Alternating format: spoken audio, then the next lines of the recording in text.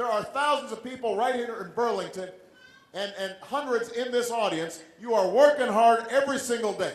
You are looking after your family. You are playing by the rules. You're doing everything that's expected of you. You're contributing to your community. And yet, it's hard to get ahead. It is what people are experiencing all across the country. And it's not as if you expect government to solve your problems. You know that you've got to work hard. You're not expecting somebody to do everything for you, but what you do expect is that the people in Washington are going to be listening and paying attention and giving you a little bit of help.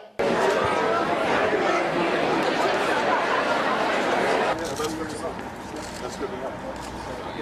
How many guys? My name is Joe Van Sant. I'm a senior at Notre Dame High School here in Burlington.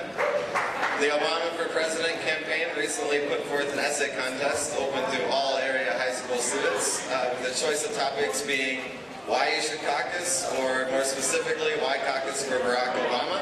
I submitted the winning essay and appeared to recite that submission. Never before has our nation been in such an overwhelming need of leadership, and never before has there been a time in which political participation has been more crucial.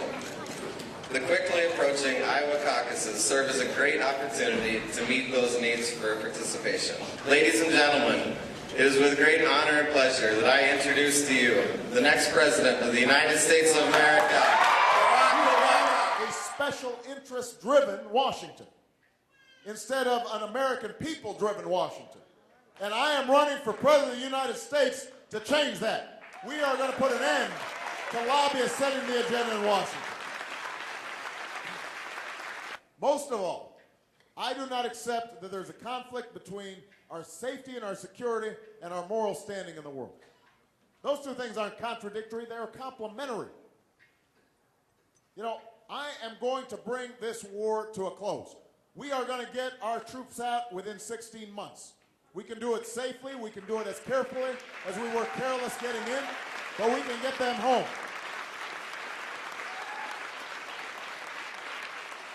But part of what we have to do is not just end the war, we got to change the mindset that got us in the war.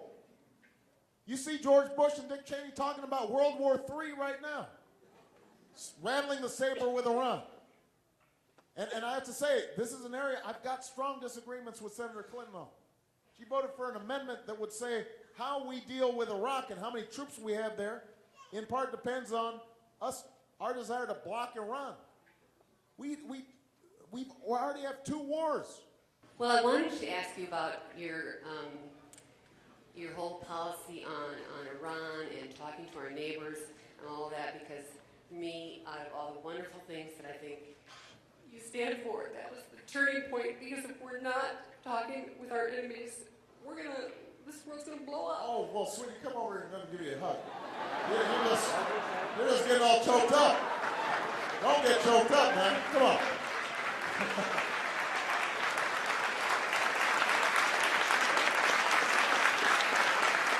In Iowa, what a privilege you guys have. You're going to be choosing the next president of the United States. You're first. And whoever wins Iowa or does well in Iowa, they are going to most likely be the next president. What an amazing privilege, but also responsibility.